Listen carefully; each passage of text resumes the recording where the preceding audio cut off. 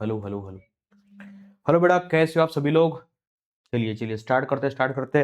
तो मेरे सभी महारथियों का स्वागत है फिर से एक बार वेदांत महाराष्ट्र 11-12 पे और आपकी विजय सीरीज में। तो विजय सीरीज आपको पता है कि विजय सीरीज में हम 11th स्टैंडर्ड के सारे जो चैप्टर्स है उसको वन शॉट में प्रोवाइड करते हैं। तो आज भी हम फिजिक्स का एक चैप्टर प्रोवाइड करने वाले हैं और चैप्टर का नाम क्या है बेटा? चैप्टर का नाम है, चैप्टर नंबर 9 है, वो है ऑप्टिक्स। ओके, इसके पहले हमने साउंड लिखा था। साउंड का भी बहुत ही मजेदार उसके अंदर कंसेप्ट है। इसको आपने साउंड को 10 में पढ़ा है, थोड़ा 9th में पढ़ा है। ओके, और ऑप्टिक्स के बारे में अगर देखा जाए तो ऑप्टिक्स के बारे में थोड़ा सा लेंसेज के बारे में आपने पढ़ा है। ओके, 9th में आपने शायद मिरर के बारे में पढ़ा होगा और 10th में आपने लेंसेज के बारे में पढ़ा होगा। तो महाराष्ट्र स्टेट बोर्ड की जो बुक है 9th की, तो आपको 9th में मिरर सीखने को मिलता है और 10th में सीखने को मिलता है आपको लेंसेज। तो आज थोड़ा सा वही पार्ट फिर से एक बार हम देखने वाले हैं, लेकिन थोड़ा सा उसमें कुछ चीजें और ऐड होने वाली है, तो उसके बारे में भी आज हम बात करेंगे। ठीक है, चलिए बेटा स्टार्ट करते हैं आज का सेशन। तो क्या क्या चीजें अपने को देखने को मिलने वाली है, तो वो तो हम देखेंगे ही, लेकिन उसके अलावा हम देखेंगे भैया कि वेदांत आपके लिए क्या क्या लेकर के आया है। तो बहुत सारी चीजें आपको वेदांत लेकर के आया है आपके लिए, और वो क्या क्या चीजें हैं, राइट। देखिए, तो यहाँ पर कुछ नई नई चीजें मैं आपको बताना चाहता हूँ। देखिए, जो बच्चे एमएसटी सीटी का प्रिपरेशन कर रहे हैं, राइट, तो 11-12 में दोनों का सिलेबस ध्यान में रखते हुए हमने तत्व बुक सीरीज बनाई है, और तत्व बुक्स में हमने फिजिक्स, केमिस्ट्री, मैथ्स, बायो चारों ही सब्जेक्ट हमने ऐड किए हैं।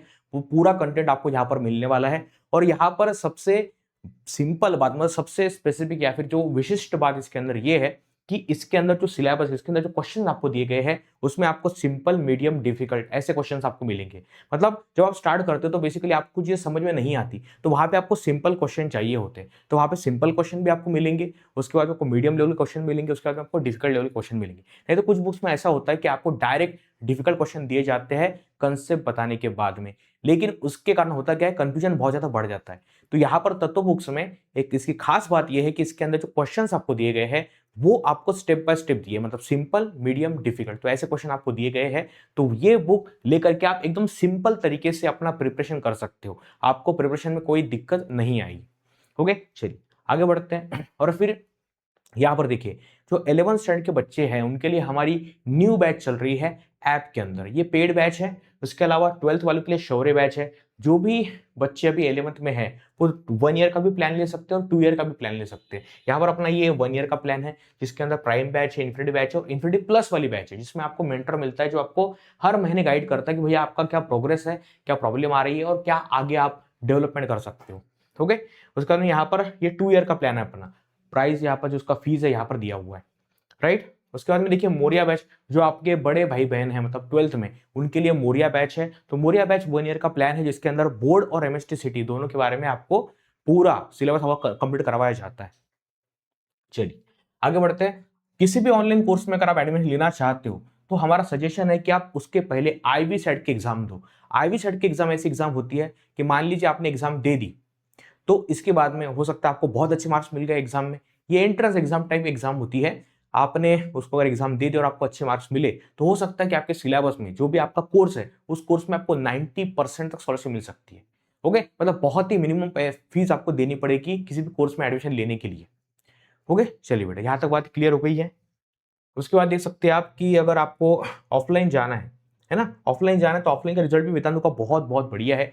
ओके, तो अगर आपको ऑफलाइन जाना है तो आप देख सकते हैं पुणे में हमारी जो सेंटर है वेदांतु के 4 जगह पे है। उसमें पीसीएमसी है, स्वारगेट है, औंध है, सिमगढ़ है, राइट। यहाँ पे 4 जगह पे वेदांतु के सेंटर है पुणे में ऑफलाइन। उसके बाद में महाराष्ट्र में आप देख सकते हैं, महाराष्ट्र में अमरावती, बुल्ढाना, नागपुर, जळगाव ऐसे 4 जगह पे वेदांतु के ऑफलाइन सेंटर है। और वैसे अहिल्यानगर में भी सेंटर है ऑफलाइन। और आप यहाँ पर जाना चाहते हो, राइट, अगर आप ऑफलाइन सेंटर पर जाना चाहते हो तो ऑफलाइन सेंटर की थोड़ी फीस ज्यादा होती है, लेकिन उसमें भी आपको स्कॉलरशिप मिल सकती है। वहां पर भी आईवी सेट की एग्जाम, उस तरीके की एग्जाम होने वाली है आपकी। तो आप नियरेस्ट जो भी आपका सेंटर है वेदांतु का, वहां पे जा सकते हो, वहां पे आप एग्जाम दे सकते हो। एंट्रेंस एग्जाम टाइप एक एग्जाम होती है, वहां पर आप जाते हो, अगर आपको अच्छे मार्क्स मिलते हैं तो वहां पर भी ऑफलाइन सेंटर के फीस में भी आपको 90% तक ऑफ मिल सकता है, राइट। तो ये सारी बातें आपको मैंने बता दी है। तो ये सब कुछ चीजें आपको लिए वेदांतु लाया है, और लगातार इसके अंदर नई नई चीजें आती रहेगी, और आती रही मतलब चल भी रही है, अभी चल भी रही है। ओके, और आगे भी बहुत ज्यादा इसके अंदर इंप्रूवमेंट होने वाला है। जो भी आपको ऑफर्स मिल रहे हैं, ऑफर्स भी बहुत बेहतरीन होने वाले हैं डे बाय डे। तो चलिए अपना चैप्टर नंबर 9 ओके, निकाल लीजिए। और ये आप पे हम ऑप्टिक्स पढ़ने वाले। तो लाइट है ना, ऑप्टिक्स मतलब क्या, लाइट के बारे में हम पूरी बात करने वाली कि भैया लाइट किस तरीके से बिहेव करता है, किस तरीके से हम लाइट को समझने की कोशिश कर सकते हैं। तो लाइट क्या है ना, देखो लाइट को समझने के लिए अपने अब तक दो तरीके की चीजें यहां पर आपको देखने को मिली होगी कि न्यूटन ने क्या कहा था कि लाइट एक कॉर्पुस्कल से बनता है। ओके, मतलब न्यूटन ये कह रहा था कि न्यूटन सर ये कह रहे थे कि ये देखो ये जो है ना लाइट, ये कॉर्पुस्कल से बना हुआ है, मतलब पार्टिकल की तरह इसका नेचर, राइट। उसके बाद में दो चीजें चल रही थी कि भाई वेव थ्योरी है ना, जैसे यूजीन्स ने कहा था कि लाइट एक वेव है ना कि वो पार्टिकल है। तो ऐसा एक बहुत सालों तक ये चला है कि भाई लाइट वेव है, कोई कहता था कि लाइट वेव है, कोई कहता था लाइट पार्टिकल है, राइट। तो यहां पर आप देख सकते हैं कि अगर वेव थ्योरी है तो वेव थ्योरी में किसी ने बोला कि वेव थ्योरी है, तो वेव थ्योरी क्यों है, तो इंटरफेरेंस, डिफ्रैक्शन, पोलराइजेशन, अगर ऐसी चीजें लाइट दिखा रहा है, शो कर रहा है, ओके, इंटरफेरेंस मतलब क्या होता है, डिफ्रैक्शन मतलब क्या होता है, ओके, पोलराइजेशन मतलब क्या होता है, तो ये सारी बातें देखो। पोलराइजेशन मतलब क्या होता है कि लाइट अगर पास हो रही है, मतलब विजिबल लाइट है, राइट, आपके पास विजिबल लाइट, देखो पोलराइजेशन वगैरह ये सारी चीजें। तो इंटरफेरेंस बेसिकली ये सारी कैसी चीजें होती है कि बहुत सारे लाइट की अगर वेव्स हैं, ओके, बहुत सारे अगर लाइट के वेव्स है, इस तरीके से लाइट पास हो रही है, इस तरीके से लाइट पास हो रही है, तो जो वेव्स होते हैं ना वो सुपर इंपोज हो जाते हैं। तो वहां पे मतलब मान लीजिए कि यहाँ पे देखो लाइट एक ट्रांसवर्स वेव की तरह मान लीजिए फ्लो हो रहा है, ओके, ये लाइट ट्रांसवर्स वेव की तरह फ्लो हो रहा है। अब ऐसे कंडीशन में होता क्या है कि बहुत सारे लाइट वेव्स अगर एक जगह पे आ गए, ओके, तो यहाँ पर देखो, यहाँ पर लाइट का क्या है, मान लीजिए यहाँ पे क्रेस्ट है, यहाँ पे ट्रफ है, ओके, तो कहीं पे लाइट ज्यादा है, कहीं पे लाइट कम है, ओके। मान लीजिए दो दो मतलब दो पॉजिटिव, मतलब क्रेस्ट और क्रेस्ट अगर एक दूसरे पर सुपर इंपोज हो गया तो वहां पे आपको ब्राइट लाइट मिलेगा। अगर आपको फेज मतलब दोनों आउट ऑफ फेज अगर चीजें आपको मिल गई कि मान लीजिए कि क्रेस्ट आ रहा है और ट्रफ आ रहा है, दो चीजें अगर सेम है तो उस केस में क्या हो जाता है, सुपर इंपोज हो जाता है, मतलब ज्यादा इंटेंसिटी का लाइट मिलता है। और अगर ऐसा हो गया कि कहीं पे क्रेस्ट है, कहीं पे ट्रफ है, दोनों अगर सामने आ गए, तो वहां पे क्या हो जाता है कि वहां पे एक डार्क डार्क स्पॉट बन जाता है, राइट। तो ऐसे ब्राइट डार्क ऐसे एक सीरीज बन जाती है, तो वो इंटरफेरेंस का टाइप एक बन जाता है। डिफ्रैक्शन मतलब क्या होता है, डिफ्रैक्शन मतलब कि लाइट अगर कहीं पे पास हो रही है, मान लीजिए कि यहाँ पर कैमरा मेरे सामने है या फिर कोई ऑब्स्टेकल आपके सामने है, तो लाइट पास हो रही है, तो डेफिनेटली अगर ओपेक ऑब्जेक्ट है तो ओपेक ऑब्जेक्ट के पीछे एक शैडो तैयार होती है। लेकिन कभी कभी शैडो बहुत छोटी होती है जितना हम एक्सपेक्ट करते हैं। मान लीजिए आपके पास में कोई रेक्टेंगुलर चीज है, लकड़ी की बनी हुई, उसके ऊपर लाइट पड़ा तो उसकी शैडो बनेगी, तो हम समझते हैं कि भाई ये पीछे वाला पार्ट है, इतना इतना शैडो बनेगा।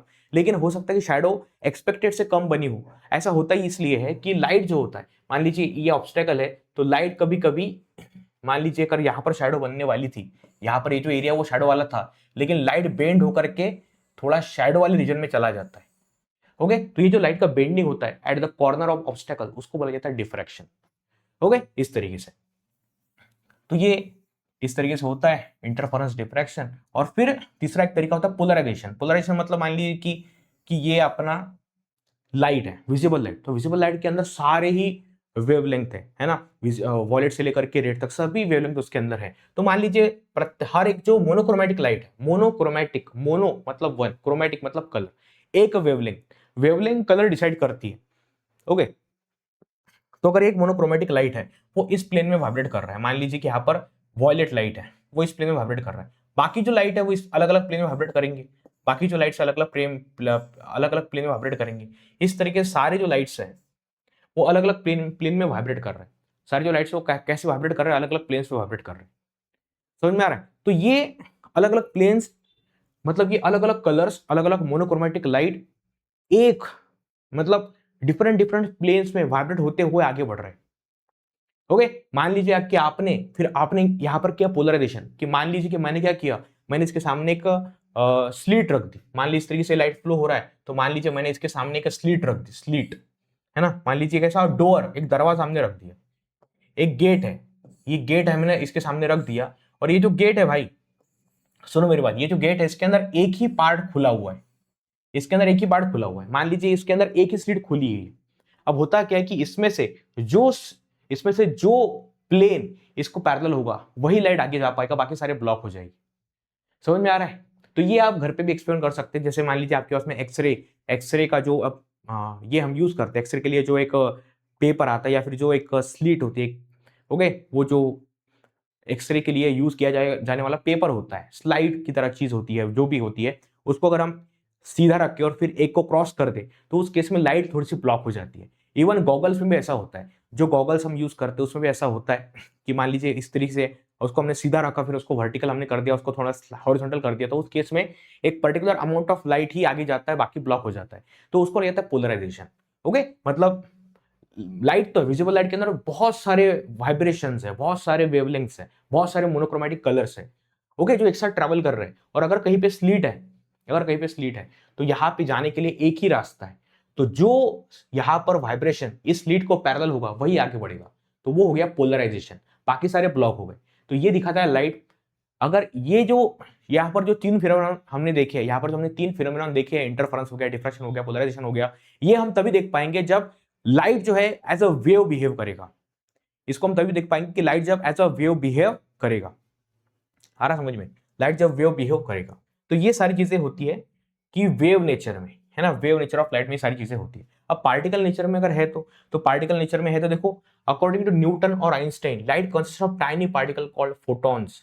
ओके, न्यूटन ने कहा था कि कॉर्पुस्कल्स है, मतलब न्यूटन भी कह रहे थे, न्यूटन सर भी कह रहे थे कि भाई यहाँ पर पार्टिकल होता है और पार्टिकल सारे मिलकर के लाइट बनता है। और आइंस्टाइन की बात करें तो आइंस्टाइन में क्या बोल रहे थे, आइंस्टाइन बोल रहे थे कि भाई फोटोन, फोटोन नाम की चीज होती है, फोटोन नाम का पार्टिकल होता है जो क्वांटा, मतलब एनर्जी का करेंसी होता है। ओके, अगर एनर्जी का लेन देन हो रहा है तो एनर्जी का सबसे छोटा अगर कोई यूनिट है, मतलब अगर हम थोड़ा सा माइक्रो लेवल पे चीजों को देखे तो वहां पे होता क्या है कि एनर्जी का लेन देन होता है, तो उसमें सबसे छोटा जो एनर्जी का करेंसी होता है दैट इज क्वांटा। ओके, एक पार्टिकल दूसरे पार्टिकल को एनर्जी दे रहा है तो वो क्वांटा होता है, एक क्वांटा। समझ में आ रहा है?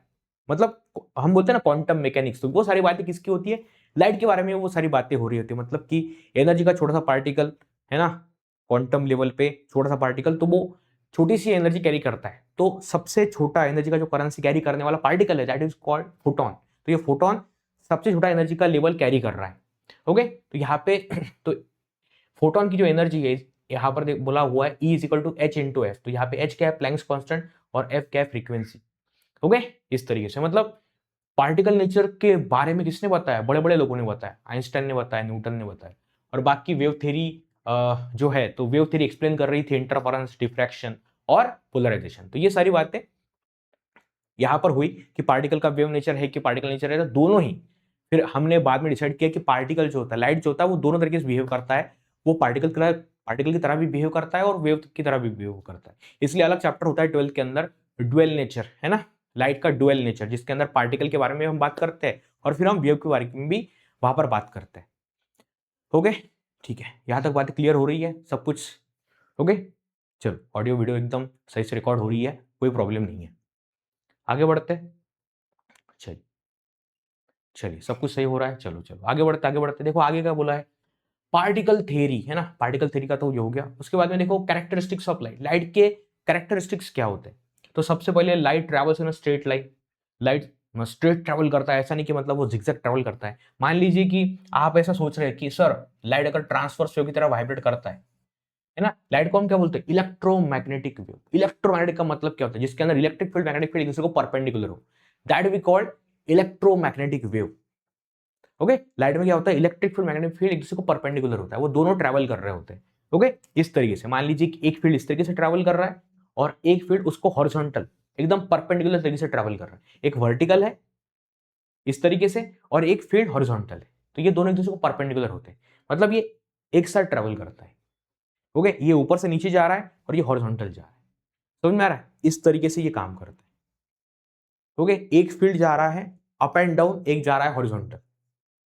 ओके, इस तरीके से ये पार्टिकल मतलब इस तरीके से ये बिहेव करता है। ओके, एक फील्ड इस तरीके से और एक फील्ड इस तरीके से, ये इस तरीके से जा रहा है। ओके, और ये इस तरीके से जा रहा है, एक जा रहा है इस तरीके से।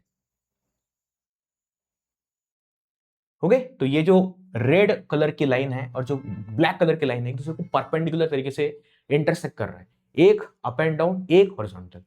तो ये इलेक्ट्रोमैग्नेटिक वेव होती है जो कि ट्रांसवर्स तरीके से आपको दिखती है। फिर आपको लगेगा कि सर लाइट तो ऐसे जिगजैग ट्रैवल कर रही है। ओके, लेकिन ये इतना छोटा होता है ना, मतलब ये जो इसका जो स्ट्रक्चर है वो इतना छोटा होता है, इतना छोटा होता है कि देखो इतना छोटा कि इसके अंदर क्रैश कौन सा, ट्रफ कौन सा, आप देख भी नहीं पाओगे। ओके, तो ऐसे केस में हम इसको हम मान लेते भैया कि ये सीधा ही ट्रैवल कर रहा है। कैसे ट्रैवल कर रहा है? सीधा, क्योंकि उनके बीच में क्रेस्ट एंड ट्रफ उसको आइडेंटिफाई करने में बहुत मुश्किल होता है। तो हम मान लेते हैं भाई ये लाइट कैसे जा रहा है? सीधा ही ट्रैवल कर रहा है। मतलब लाइट का नेचर कैसा, कैरेक्टरिस्टिक क्या है, वैशिष्ट है ना, आपण मराठीमध्ये काय म्हणतो त्याचं वैशिष्ट्य काय? वैशिष्ट्य हे आहे की लाईट जो आहे तो एका स्ट्रेट लाईनवर ट्रॅव्हल करतो, सरळ सरळ ट्रॅव्हल करतो, झिगझॅग ट्रॅव्हल करतो का नाही? म्हणजे असा गेला नंतर असा पलट, असा तिथून चेंज झाला, असं होत नाही। जोपर्यंत ऑब्स्टॅकल येत नाही तोपर्यंत तो त्याची पाथ चेंज करत नहीं। ओके, वैक्यूम, वैक्यूम के अंदर हम देखिए तो लाइट की स्पीड क्या होती है वैक्यूम के अंदर? 3 × 10⁸ मीटर पर सेकेंड, है ना। 3 लाख किलोमीटर पर सेकंड की स्पीड से लाइट ट्रैवल करती है। ओके, और लाइट को ट्रैवल करने के लिए मीडियम की आवश्यकता है या बिल्कुल नहीं? लाइट को ट्रैवल करने के लिए मीडियम की आवश्यकता बिल्कुल नहीं है। Can undergo reflection and refraction, light का रिफ्लेक्शन हो सकता है। मिरर, अगर लाइट मिरर पे आके टकराया तो लाइट का रिफ्लेक्शन होगा। लाइट अगर लेंस के अंदर से पास हुआ, लाइट का रिफ्रैक्शन होगा, है ना। रिफ्रैक्शन के अंदर 2 मीडियम होते हैं और रिफ्लेक्शन के अंदर एक ही मीडियम होता है। मान लीजिए लाइट आया, टकराया, उसी मीडियम वापस आ गया, तो रिफ्लेक्शन में हम एक ही मीडियम की बात करते हैं, रिफ्रैक्शन में 2 मीडियम की हम बात करते हैं, है ना। आपने 10th में पढ़ा होगा, 10th में आपने लेंसेज पढ़ा है, तो वहां पे क्या होता है, लाइट 2 मीडियम में पास करता है, पहला मीडियम, उसके बाद में दूसरा मीडियम। मान लो एयर से ट्रैवल कर रहा है, फिर लेंस के अंदर गया तो लेंस दूसरा मीडियम हो गया। ओके, लेंस का हो गया, दूसरा मीडियम हो गया। तो लाइट, रिफ्रैक्शन में लाइट में 2 मीडियम की हम बात करते हैं, और जब रिफ्लेक्शन हो रहा है तो रिफ्लेक्शन में हम एक ही मीडियम की बात करते हैं। ओके, मान लो मिरर है, तो मिरर के अंदर से थोड़ी लाइट पास होगा, लाइट आएगा, मिरर के ऊपर टकराएगा और फिर एयर में वापस आ जाएगा। ओके, मतलब रिफ्लेक्शन में एक ही मीडियम की बात हो रही होती है। इतना क्लियर हो रहा है सब लोगों को? ओके, इतना सब कुछ क्लियर हो रहा है? चलो मैं एक बार देख लेता हूँ, सब कुछ सही है? बिल्कुल सही है भाई, बिल्कुल सही है, कोई प्रॉब्लम नहीं है, कोई प्रॉब्लम नहीं है। इस तरीके से यहाँ पर काम हो रहा है। ओके, चलिए सब कुछ सही है। देखो, can travel through transparent medium. Okay, transparent medium के अंदर से ही लाइट ट्रैवल करेगा, समझ में आ रहा है? लाइट ऐसा नहीं कि ओपिक के अंदर से ट्रैवल करेगा। मान लीजिए मैं यहाँ पर खड़ा हूँ, यहाँ पर लाइट है, तो ऐसे थोड़ी कि लाइट मेरे अंदर से पास होकर के आगे चली जाएगी, ऐसा नहीं होता। लाइट कांच के अंदर से आर पार जा सकती है, लेकिन ऐसा नहीं कि लाइट जो है किसी ओपेक चीज के अंदर से चली जाएगी, है ना। समझ में आ रहा है? देखो, लाइट जब हम बात करते हैं, हम विजिबल लाइट की बात कर रहे होते हैं। ओके, एक्सरे की बात नहीं कर रहे हम यहाँ पे। एक्सरे का पूरा स्ट्रक्चर अलग है, एक्सरे का जो वेवलेंथ है वो अलग है। एक्सरे जो है आपकी बॉडी के अंदर से पास हो जाएगा, हड्डियों के अंदर से पास नहीं होगा वो, लेकिन आपके स्किन के अंदर से, आपके मसल के अंदर से पास हो जाएगा। जो हम बात कर रहे हैं, वो जो हम बात कर रहे हैं विजिबल लाइट की, मतलब 400 नैनोमीटर से लेकर के 700 नैनोमीटर तक, जिसकी वेवलेंथ है 400 नैनोमीटर टू 700 नैनोमीटर, इसी रेंज में जो एक रेडिएशन है जिसको हम विजुअल लाइट बोलते हैं, उसकी हम यहां पर बात कर रहे हैं। ठीक है, इतनी बातें क्लियर हो रही है? यस, इतनी बातें क्लियर हो रही है। चलो जस्ट 1 मिनट।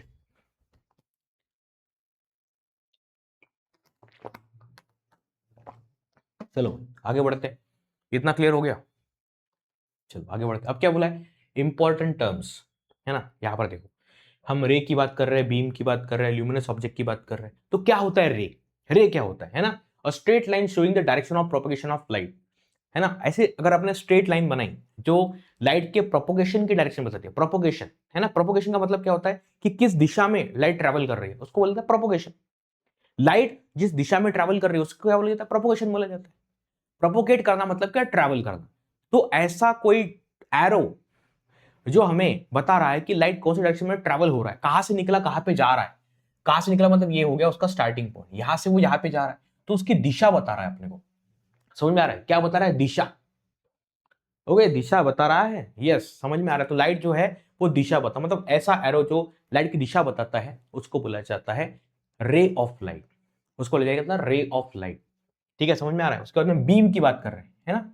बीम का मतलब होता है कलेक्शन ऑफ रेज। मान लीजिए ऐसा पूरा सेट है, इसके अंदर सारे रेज है, तो ये जो सेट है ना, set of many rays that we called beam. बहुत सारे रेज का जो सेट है दैट वी कॉल्ड बीम, उसको बीम बोला जाता है। इसको बीम बोला जाता है, सही बात है ना, इसको बीम बोला जाएगा, इसको बीम बोला जाएगा। हो गई बात क्लियर? सही है? आ रही बेटा बात समझ में? क्लियर हो रही सारी बातें? चलो आगे बढ़ते। अब देखो यहां पर क्या होता है, बीम के प्रकार होते हैं। पैरेलल बीम होता है, उसके बाद डाइवर्जेंट बीम होता है, कॉन्वर्जेंट बीम होता है ना। कॉन्वर्जेंट बीम, मान लीजिए कि पैरेलल बीम मतलब देखो इस तरीके से, मतलब यहां पर जो मैंने बताया ये पैरेलल बीम मैंने बताया, है ना, इस तरीके से लाइट जा रही है, तो ये पैरेलल बीम हो गया, सारे जो रेज है पैरेलल एक दूसरे को। डाइवर्जेंट, मान लीजिए कि यहाँ पर कोई कॉनकेव लेंस था, इसके ऊपर लाइट पड़ा तो डाइवर्ट हो गया, तो इस तरीके से सारे जो रेज है वो डाइवर्ट हो गए, तो ये डाइवर्जेंट बीम ऑफ लाइट हो गई। उसको कॉन्वर्जेंट बीम, मतलब अगर कॉन्वेक्स लेंस है तो उसके ऊपर लाइट पड़ा तो सारे जो रेज है वो वहां पर आकर के कलेक्ट हो गए एक पॉइंट पर, मतलब कॉन्वर्जेंट बीम बन गया, वहां पे सारे रेज जो एक जगह पे आकर कलेक्ट हो गए, क्या बन गया, कॉन्वर्जेंट बीम बन गया। इस तरीके से बिहेव करता है। बाद में देखो ल्यूमिनस ऑब्जेक्ट की हम बात करें, ल्यूमिनस ऑब्जेक्ट मतलब जो खुद स्वयं प्रकाशित है ना, सन को हमें लाइट देने की जरूरत नहीं है, वो अपने आप ही लाइट तैयार कर लेता है। उसके अंदर जो हाइड्रोजन हेलियम मतलब हाइड्रोजन के मॉलिक्यूल्स होते हैं, ओके, न्यूक्लियस होता है हाइड्रोजन हीलियम का, वो कंबाइन होता है, उसका फ्यूजन होता है, ओके, न्यूक्लियर फ्यूजन उसको बोला जाता है, न्यूक्लियर फ्यूजन, है ना, मतलब मान लीजिए दो न्यूक्लियस एक साथ में एकदम मर्ज हो गए तो वहां पे फ्यूजन होता है, फ्यूजन से बहुत बड़ा ब्लास्ट होता है, समझ में। एक आपने देखा है मतलब न्यूक्लियर बॉम्ब के अंदर क्या होता है, यूरेनियम का न्यूक्लियस होता है, उसके ऊपर हम न्यूट्रॉन को बम्बार्ड करते हैं तो वो ब्लास्ट हो जाता है, उसके अंदर से सारे जो उसके सेगमेंट अलग हो जाते हैं और फिर अलग बहुत सारे न्यूट्रॉन्स भी बाहर पड़ते हैं, ओके, तो वहां पे फ्यूजन हो जाता है उसका, समझ, उसका क्या हो जाता है, वहां पर फ्यूजन हो जाता है। तो लेकिन ये फ्यूजन होता है न्यूक्लियर फ्यूजन, मतलब एक मिनट मैं आपको लिख करके बताता हूँ, एक मिनट, मतलब एक होता है फ्यूजन, एक होता है न्यूक्लियर, एक होता है न्यूक्लियर फ्यूजन, एक होता है न्यूक्लियर फ्यूजन, एक होता है न्यूक्लियर फ्यूजन, न्यूक्लियर फ्यूजन, ऐसी दो बातें होती है ना। मान लीजिए कि यहाँ पर एक न्यूक्लियस है यूरेनियम का, इसके ऊपर हमने कोई न्यूट्रॉन आकर के छोड़ दिया, उसको हमने गिरा दिया उसके ऊपर, एकदम से वो ब्लास्ट हो जाए, ब्लास्ट हो जाएगा तो उसके अंदर के सारे जो पार्टिकल्स है इस तरीके से बिखर जाएंगे, है ना, उसका मतलब न्यूक्लियस ब्रेक हो जाता है, तो और दो टाइप के न्यूक्लियस वहां पे बन जाते हैं, दो अलग एटम्स के न्यूक्लियस वहां पे बन जाते हैं और बहुत सारे अलग न्यूट्रॉन्स बाहर पड़ते हैं, तो न्यूक्लियर फिशन होता है, फिशन मतलब ब्रेक डाउन। और सन का जो सरफेस होता है वहां पे फ्यूजन होता है, मतलब दो हीलियम के न्यूक्लियस कंबाइन हो गए, तो न्यूक्लियस अगर कंबाइन हो रहा है तो वहां पे फ्यूजन होता है, बहुत बड़ा एक ब्लास्ट होता है वहां पे। एक होता है फ्यूजन जहां पे न्यूक्लियस कंबाइन होते हैं, एक होता है फ्यूजन जिसके अंदर न्यूक्लियस ब्रेक होता है, ओके, ऐसी बातें होती है।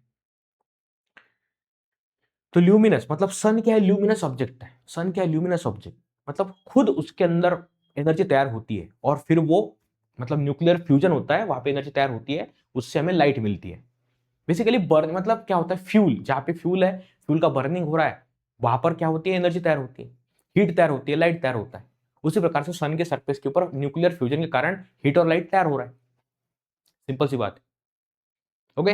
इलेक्ट्रिक बल्ब क्या ल्यूमिनस है, भले ही वो आर्टिफिशियल है लेकिन ल्यूमिनस है। कैंडल क्या है, ल्यूमिनस है, आर्टिफिशियल है लेकिन आर्टिफिशियल सोर्स ऑफ लाइट है लेकिन ल्यूमिनस है वो। आ रहा है समझ में, चलो आगे बढ़ते हैं, इतना हमने देख लिया।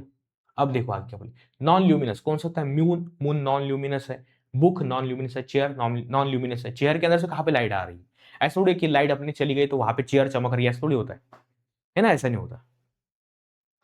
उसको देखो रिफ्लेक्शन ऑफ लाइट, है ना, रिफ्लेक्शन, रिफ्लेक्शन में क्या होता है, एक मीडियम होता है, मान लीजिए एक मीडियम है ना, एयर, एयर क्या है, एक मीडियम जिसके अंदर से लाइट ट्रैवल हो रही है ना, लाइट कहां से ट्रैवल होती है, ट्रांसपेरेंट मीडियम के अंदर से लाइट ट्रैवल होती है, ऐसा हमने देखा है। अब लाइट ट्रैवल हो रही है तो लाइट आया, यहाँ पे टकराया, वापस आ गया, मतलब लाइट एयर के अंदर से ट्रैवल हो रही है, लाइट एयर के अंदर से ट्रैवल हो रही है, सरफेस को टकराई और फिर वो वापस आ गई, लाइट इस तरीके से आई, सरफेस को टकराई, फिर वो वापस आ चुकी है। तो यहाँ पर अपना मिरर है, यहाँ पे अपना मिरर, लाइट आया, टकराया, वापस आ गया, ओके। यहाँ पे देखो लाइट, एयर, एयर से पास हो रही थी लाइट, मिरर को टकराई, वापस आ गई, समझ में आ रहा है, एयर, लाइट आया, टकराया, वापस आ गया, लाइट, समझ में आ रहा है। यहाँ पर एयर है, यहाँ पर मिरर है, लाइट आया, टकराया, वापस आ गया, मतलब क्या हुआ, लाइट उसी मीडियम में वापस, मतलब पहले वो एयर के अंदर ट्रेवल कर रहा था, टकराने के बाद में फिर एयर के अंदर ही वापस आ गया, ओके। तो लाइट एक ही मीडियम में है देखा जाए तो ये होता है रिफ्लेक्शन, कि लाइट बाउंस होकर के फिर से उसी मीडियम में वापस आ जाए, that we called reflection, okay. तो मिरर के ऊपर रिफ्लेक्शन होता है, उसके बाद में वाटर, अगर स्टेबल वाटर है तो पॉलिश सरफेस है, तो मेटल का पॉलिश सरफेस है, वहां पे आकर के लाइट उसी मीडियम वापस चला जाता है, ये भी क्या है, अपना रिफ्लेक्शन है। उसके बाद में देखो यहाँ पे लॉज ऑफ रिफ्लेक्शन, रिफ्लेक्शन के लॉज क्या होते हैं, है ना, लॉज ऑफ रिफ्लेक्शन, तो यहाँ पे तो first law second law, first law second law की हम यहाँ पर बात कर रहे हैं। हो गई, समझ में आ रहा है? फर्स्ट लॉ सेकंड लॉ की हम यहाँ पर बात कर रहे हैं कि रिफ्लेक्शन के लॉस क्या होते हैं। ओके, कि तो लॉ नंबर फर्स्ट अगर है तो उसमें ये बोला गया है, देखो ये अगर सरफेस है, मान लो ये मिरर है, यहां पर क्या है, मिरर, मिरर है, लाइट आया टकराया वापस आ गया, है ना, लाइट आया टकराया, लाइट आया यहां पर टकराया वापस चला गया, तो ये है इंसिडेंट, ये है आपका इंसिडेंट रे। जहां पर लाइट टकराता है वहां पे हम एक परपेंडिकुलर निकालते हैं सरफेस को, उसको हम नॉर्मल बोलते हैं, और ये आपका रिफ्लेक्टेड रे, तो ये आपका इंसिडेंट रे है, ये आपका इंसिडेंट रे है, और ये आपका रिफ्लेक्टेड रे है, ये आपका इंसिडेंट रे है, ये आपका रिफ्लेक्टेड रे है। तो जो आपका इंसिडेंट रे है, रिफ्लेक्टेड रे है, नॉर्मल है, तीनों एक ही प्लेन के अंदर होते हैं, तीनों कहां पर होते हैं, एक ही प्लेन के अंदर। इसी को बोला जाता है फर्स्ट लॉ ऑफ रिफ्लेक्शन। और सेकंड लॉ में अगर आप बात करें तो सेकंड लॉ में ऐसा होता है, सेकंड लॉ में ऐसा होता है कि यहां पर देखो ये है आपका एंगल ऑफ इंसिडेंस, ये होता है एंगल ऑफ रिफ्लेक्शन, आई और आर, है ना, तो इसकी वैल्यू सेम होती है। मान लो कि एंगल ऑफ इंसिडेंस अगर 30 डिग्री का है तो एंगल ऑफ रिफ्लेक्शन भी 30 डिग्री का होगा। यही होता है आपका सेकंड लॉ, ये होता है आपका रिफ्लेक्शन का सेकंड लॉ। रिफ्लेक्शन वैसे बहुत सिंपल है, कोई चिंता करने की आवश्यकता नहीं है। अब देखो टाइप्स ऑफ रिफ्लेक्शन, रिफ्लेक्शन के दो टाइप्स होते हैं, एक होता है रेगुलर रिफ्लेक्शन, एक होता है डिफ्यूज रिफ्लेक्शन, एक होता है रेगुलर रिफ्लेक्शन, एक होता है डिफ्यूज रिफ्लेक्शन। ऐसी दो बातें यहां पर होती है। तो अगर हम बात करें रेगुलर रिफ्लेक्शन है, रेगुलर रेगुलर में क्या होता है कि ऐसा, ये आपका प्लेटफॉर्म है, रेगुलर रिफ्लेक्शन में ये प्लेटफॉर्म अगर आपका है, यहाँ पर लाइट आया टकराया, ओके, तो रेगुलर रिफ्लेक्शन में इस प्रकार से ऐसा पैरेलल लाइट है ना, जो रेज है वो पैरेलल तरीके से आएंगे और रेज रिफ्लेक्ट हो जाएंगे तो वो पैरेलल तरीके से जाएंगे, है ना, जो इंसिडेंट रेस है वो भी पैरेलल है, जो रिफ्लेक्टेड रेस है वो भी पैरेलल, तो ये क्या बन जाता है आपका, ये बन जाता है आपका रेगुलर रिफ्लेक्शन, ये बन जाता है आपका रेगुलर रिफ्लेक्शन। इंसिडेंट रे है वो भी पैरेलल है, रिफ्लेक्टेड रे वो भी पैरेलल है, इस तरीके से। तो ये आपका रेगुलर रिफ्लेक्शन है, जहां पर पॉलिश सरफेस होगा, प्लेन सरफेस होगा, वहां पे आपको रेगुलर रिफ्लेक्शन मिलेगा। लेकिन मान लीजिए कहा जहां पे ऐसा इस तरीके से ऐसा रफ सरफेस है, तो वहां पे क्या होगा, रफ सरफेस है तो वहां पे क्या होगा कि लाइट आएगा टकराएगा इस तरीके से, इस तरीके से, इस तरीके से, इस तरीके से, तो लाइट आएगा टकराएगा, लाइट आएगा टकराएगा, तो इस तरीके से यहां पर काम होने वाला है। ओके, इस तरीके से यहां पे जो रिफ्लेक्शन है वो डिफ्यूज रिफ्लेक्शन, डिफ्यूज कैसा है, डिफ्यूज रिफ्लेक्शन है। मतलब यहां पर आप, ऐसा नहीं है कि यहां पर पैरेलल, यहां पर कैसा था पहले वाले में सारे इंसिडेंट रेज पैरेलल थे, रिफ्लेक्टेड रेज वो पैरेलल थे, लेकिन यहां पे कैसा होगा कि यहां पे लाइट आया इस तरीके से रिफ्लेक्ट हो रहा है, यहां पे लाइट आया ऐसा रिफ्लेक्ट होगा, यहां पे लाइट आया ऐसा रिफ्लेक्ट होगा। ओके, तो ये जो होता है मतलब थोड़ा सा इरेगुलर स्ट्रक्चर दिखता है अपने, तो ये होता है इरेगुलर रिफ्लेक्शन या फिर डिफ्यूज रिफ्लेक्शन। जहां पर रफ सरफेस है वहां पे आपको डिफ्यूज रिफ्लेक्शन मिलने वाला है, राइट, ऐसा होता है। हाँ, ऑकर्स फ्रॉम रफ सरफेस, बाकी तो कुछ नहीं, वही वही बातें हैं। अब प्लेन मिरर है ना, प्लेन मिरर क्या होता है, flat reflecting surface, reflecting surface है लेकिन कैसा फ्लैट, उसको ले जाएगा अपना प्लेन मिरर, जो फ्लैट रिफ्लेक्टिंग सरफेस है उसको प्लेन मिरर बोला जाएगा। ओके, आ रहा समझ में। और हम बाकी की बातें करेंगे कि कैरेक्टरिस्टिक्स ऑफ इमेज, है ना, इमेज के क्या कैरेक्टरिस्टिक्स होते हैं, कैरेक्टरिस्टिक्स ऑफ इमेज, है ना, अगर प्लेन मिरर इमेज बना रहा है तो याद रखना कि प्लेन मिरर हमेशा वर्चुअल इमेज बनाता है, वर्चुअल इमेज। देखो देखो एकदम सिंपल सी बात है, अगर इमेज सीधी बनी है, ओके, मतलब सिर ऊपर है पैर नीचे है, ये जो इमेज है वो एक वर्चुअल इमेज होती है, ये अपनी आंखों का धोखा होता है, इसको बोला जाता है वर्चुअल इमेज।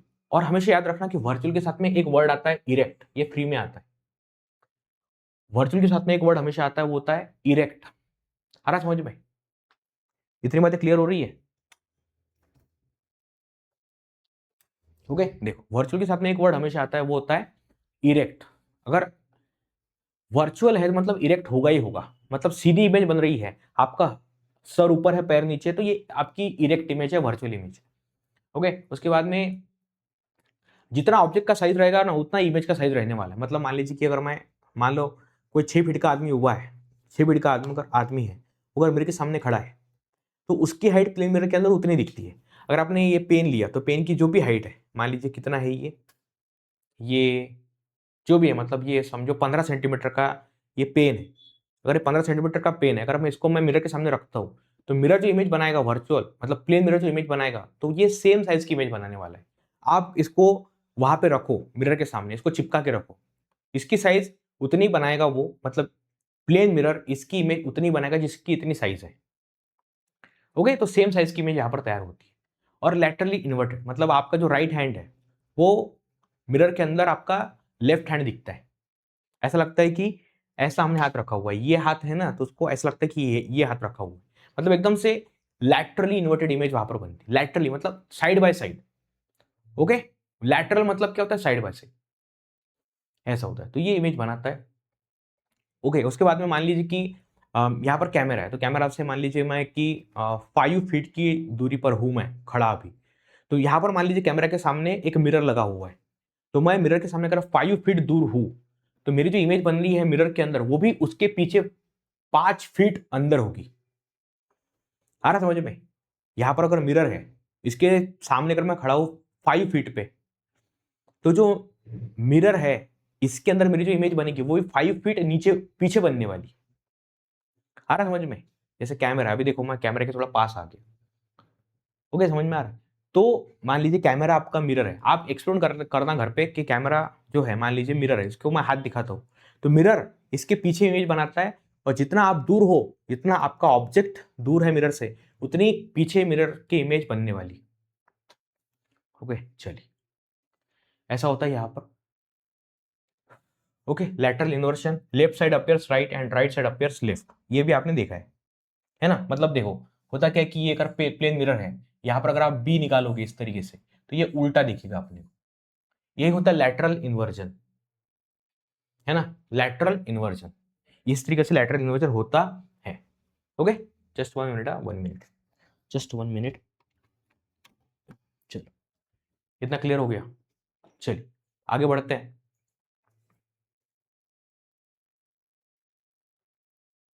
चलो, इतना क्लियर हो गया भाई, बाकी सब क्लियर हो रहा है, रिकॉर्ड सही तरीके से, very good very good very good. चलिए, सब कुछ रिकॉर्ड सही से हो रहा है।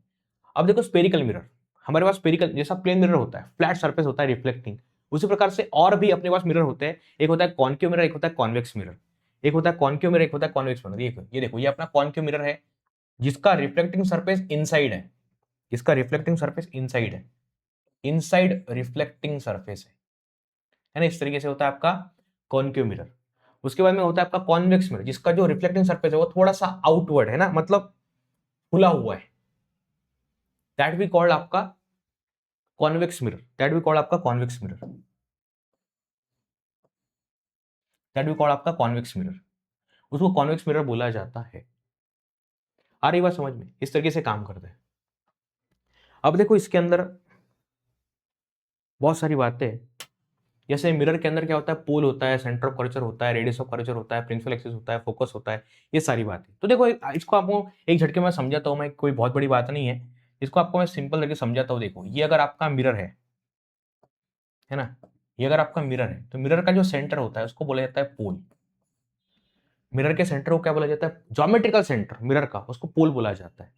ओके, उसके बाद में देखो सेंटर ऑफ कर्वेचर है ना, पोल हो गया, सेंटर ऑफ कर्वेचर, तो मान लीजिए कि यहाँ पे आपका प्रिंसिपल एक्सिस है। प्रिंसिपल एक्सिस क्या होता है? ओके, पहले आपको समझाता हूं, ये पोल आपको क्लियर हो गया।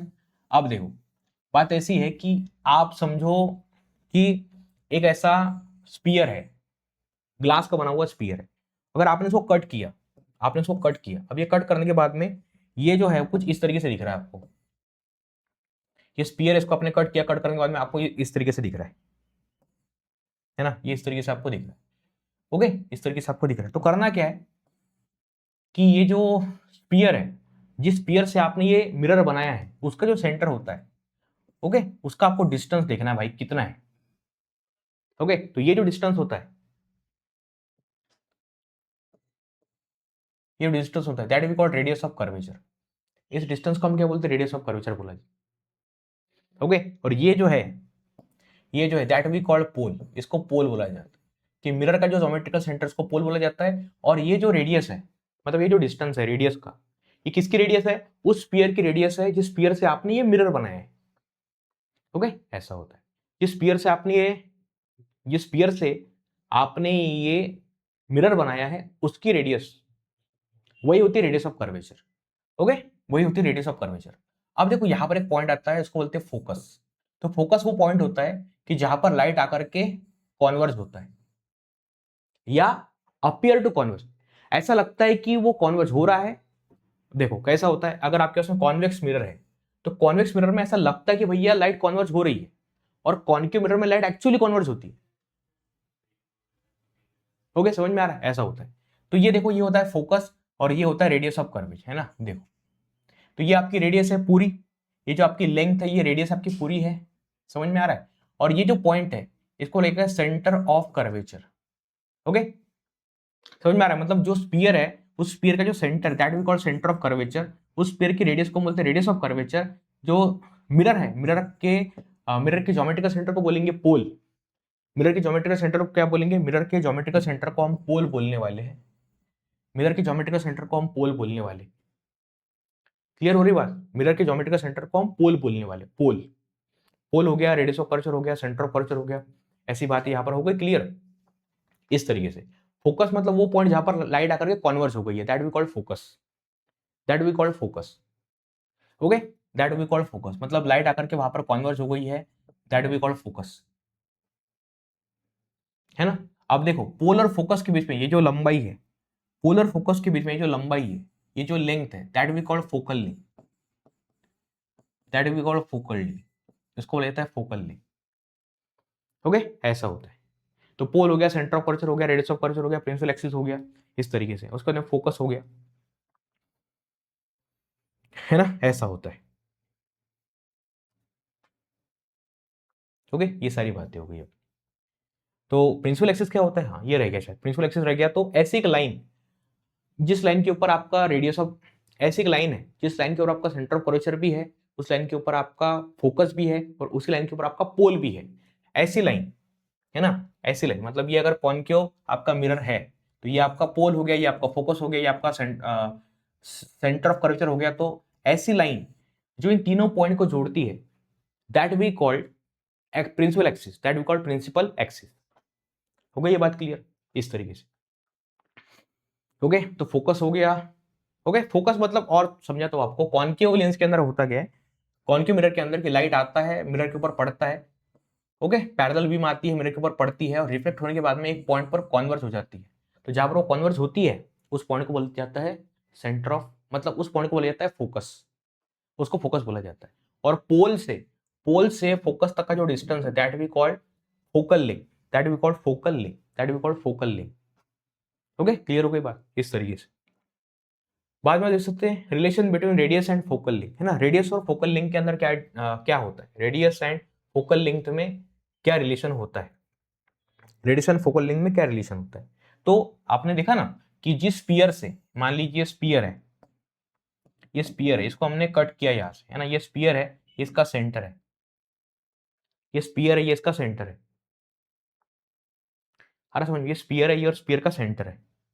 तो ये सेंटर है, स्पीयर का जो सेंटर है, इसको लगेगा सेंटर ऑफ कर्वेचर।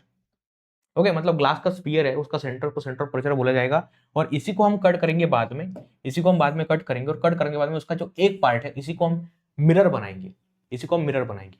अभी हो सकता है कि कॉन्केव मिरर बने, हो सकता है कॉन्वेक्स मिरर बने, हो सकता है कॉन्केव मिरर बने, हो सकता है कॉन्वेक्स मिरर बने।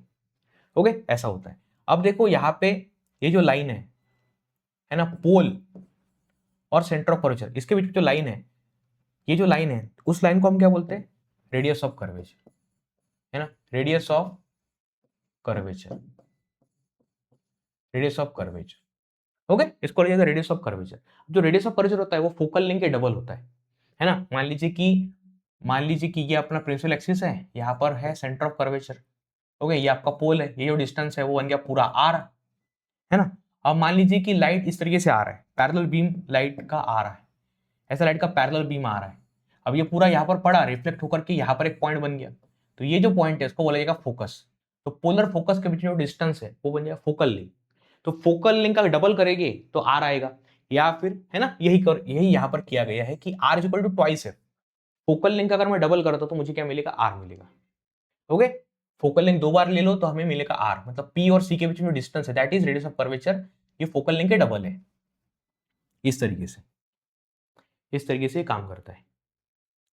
ठीक है बेटा, जस्ट 1 मिनट। पानी की बॉटल, चलो पानी की बॉटल हो गई अपनी।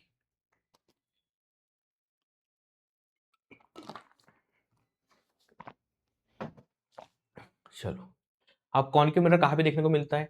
Shaving mirror, dentist mirror, solar cooker, vehicle headlights, यहाँ पे आपको कॉन्केव मिरर देखने को मिलता है। ओके, और फिर उसके बाद में देखो image formation by concave mirror. Concave mirror कैसे इमेज फॉर्म करता है? ओके, कॉन्केव मिरर कैसे इमेज फॉर्म करता है? तो बहुत सिंपल सिंपल, ये आपने 10th में देखा होगा। देखो कुछ नहीं है, ये देखो, ये आपका कॉन्केव मिरर है, ये आपका पोल है, ओके, ये आपका प्रिंसिपल एक्सिस है, ये आपका फोकस है, ये आपका सेंटर ऑफ कर्वेचर है ना, ये आपका centre of curvature. Okay, centre of curvature है। तो होता यही है यहाँ पर कि देखो जब ऑब्जेक्ट इन्फिनिटी पे होता है, मान लीजिए ऑब्जेक्ट जब इन्फिनिटी पे है, ओके, तो लाइट बहुत दूर से आती है, लाइट बहुत दूर से आती है, और लाइट अगर बहुत दूर से आ रही है तो वो जो है लाइट को रिफ्लेक्ट करेगा मिरर और उसकी इमेज बनाएगा फोकस पे। तो यहाँ पर पॉइंट साइज रियल इमेज बनने वाली, ये होता है पहले केस में। दूसरे केस में देखो, अभी ऑब्जेक्ट थोड़ा पास आ चुका है ना, ऑब्जेक्ट थोड़ा पास आ चुका है, मतलब पास आ चुका है, मतलब इसको बोला जाता है beyond centre of curvature. Particle कहाँ पे? बियॉन्ड, ऑब्जेक्ट कहाँ पे? Beyond centre of curvature.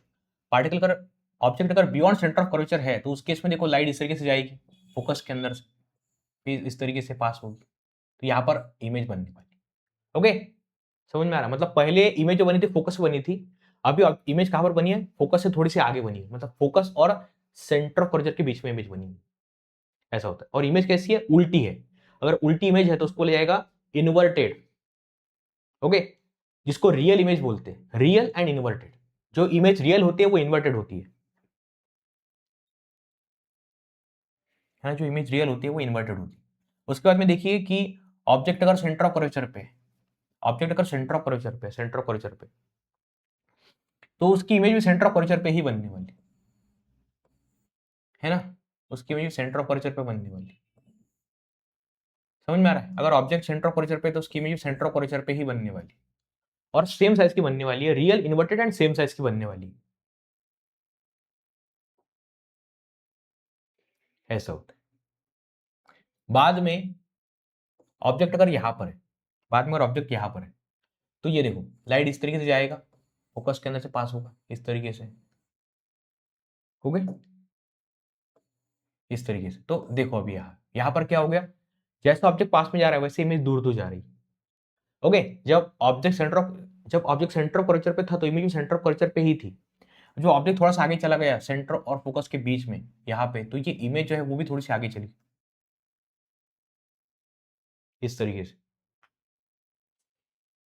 अगर ऑब्जेक्ट यहाँ पे है तो इमेज यहाँ पर बन चुकी है।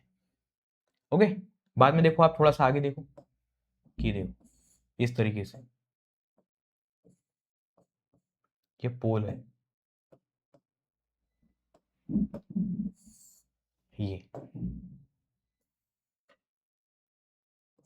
ये पोल है, ये फोकस, ये सेंटर ऑफ कर्वेचर। ओके, इस तरीके से हो गया।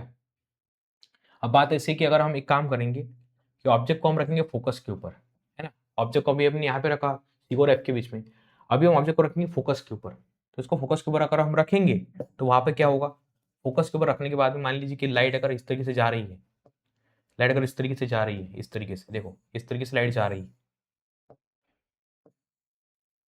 ओके, इस तरीके से।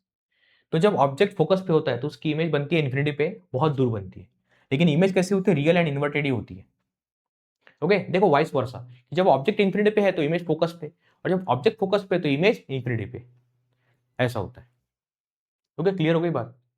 और लास्ट इसके अंदर पॉइंट है, लास्ट इसके अंदर पॉइंट है कि मान लीजिए ऑब्जेक्ट अगर पोलर फोकस के बीच में है, ऑब्जेक्ट अगर पोलर फोकस के बीच में है ना, इस तरीके से, तो उसकी इमेज वर्चुअल इमेज बनती है। उसकी इमेज कैसी बनती है? वर्चुअल, है ना, इस तरीके से।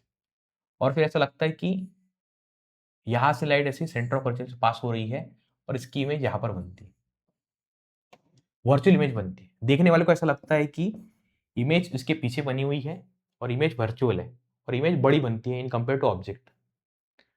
मतलब कॉन्केव मिरर जो होता है वो दो प्रकार की इमेज बनाता है, रियल इमेज बनाता है और वो वर्चुअल इमेज बनाता है।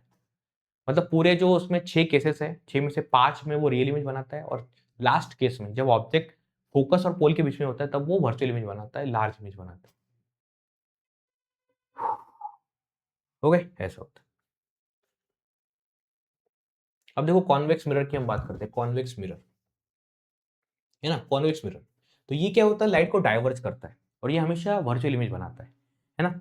वर्चुअल इमेज मतलब देखो, ये अगर आपका मिरर है तो लाइट आया रिफ्लेक्ट हुआ, लाइट आया रिफ्लेक्ट हुआ, हो गए, लाइट आया रिफ्लेक्ट हुआ, लाइट आया रिफ्लेक्ट हुआ। तो इस तरीके से यहाँ पर उसकी इमेज बनने वाली, मतलब जो अगर हम ऑब्जेक्ट को देख रहे हैं, अगर हम ऑब्जेक्ट को यहाँ से देख रहे हैं, ओके, अगर हम ऑब्जेक्ट को यहाँ से देख रहे हैं तो उसकी इमेज यहाँ पर बनने वाली। समझ में आ रहा है? अगर हम ऑब्जेक्ट को यहाँ से देख रहे हैं, हमें देखने वाले को क्या लगेगा, ये देखो, देखो ये लाइट को इसने पूरा डाइवर्ज कर लिया, लेकिन फिर भी देखने वाले को ये लगता है कि यहाँ पर इमेज बनी हुई है, लेकिन ये इमेज रियल में है ही नहीं। तो इसको लगेगा वर्चुअल इमेज, इसको लगेगा virtual and erect, virtual and erect, virtual and erect, है ना। वर्चुअल एंड इरेक्ट इमेज यहाँ पर बनने वाली, वर्चुअल बनेगी एंड इरेक्ट इमेज यहाँ पर बनने वाली, ऐसा होता है वर्चुअल एंड इरेक्ट, और छोटी सी इमेज यहाँ पर बनती है। ओके, बाद में देखो मिरर फॉर्मूला, है ना। अभी किसकी बात करने वाले, मिरर फॉर्मूला की। ओके, और ये हमेशा क्या करता है, इसमें कोई ज्यादा ये नहीं है, मतलब बहुत रे डायग्राम से इसके अंदर एक ही कंसेप्ट होता है कि भैया कहीं पर भी ऑब्जेक्ट रखो, मतलब ये हमेशा पोल और फोकस के बीच में ही इमेज बनाता है। यहाँ पर अगर पोल है, यहाँ पर अगर पोल है, राइट, यहाँ पर अगर पोल है और यहाँ पर अगर फोकस है, यहाँ पर पोल है, यहाँ पर फोकस है, तो इन दोनों के बीच में इमेज बनाएगा। कौन बनाएगा, आपका कॉन्वेक्स मिरर। ओके, हमेशा वर्चुअल इमेज बनाता है। जो कॉन्केव मिरर है वो क्या क्या करेगा, दोनों इमेज बनाएगा, वर्चुअल भी बनाएगा, रियल भी बनाएगा। लेकिन जो आपका कॉन्वेक्स मिरर है वो हमेशा क्या बनाएगा, हमेशा वर्चुअल इमेज ही बनाएगा। अपनी गाड़ी है ना, जो अपनी 4 व्हीलर होती है या फिर 2 व्हीलर होती है, इसके साइड में जो मिरर होते हैं वो कॉन्वेक्स मिरर होते हैं, हमेशा छोटी इमेज बनाते हैं और रियल मतलब वर्चुअल इमेज बनाता है, छोटी इमेज बनाएगा और वर्चुअल इमेज बनाएगा।